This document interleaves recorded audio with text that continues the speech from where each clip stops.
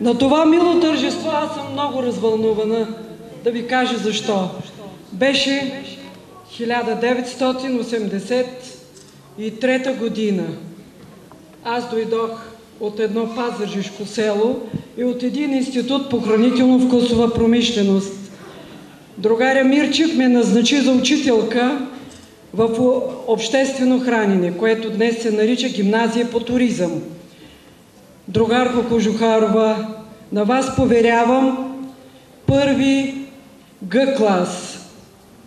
Първи Г курс, който се казваше тогава, посрещнах аз на прага на училището във Велинград.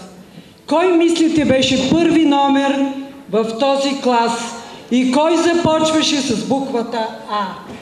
Ангел Манолов! Той ще бъде кмета на Велинград. Запомнете!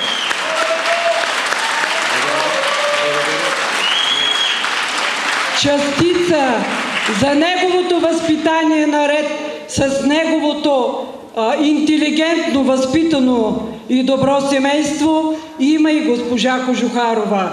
Аз възпитах един интелигентен, добър, тих, независим от никоя партия толкова години във вашия комунистически град.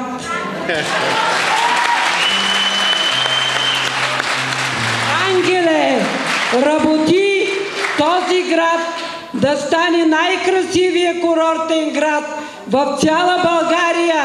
Не Несебър, не Слънчев бряг.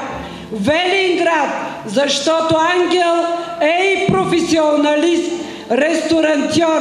Номер 1, запомнете, но номер 9 в неделя.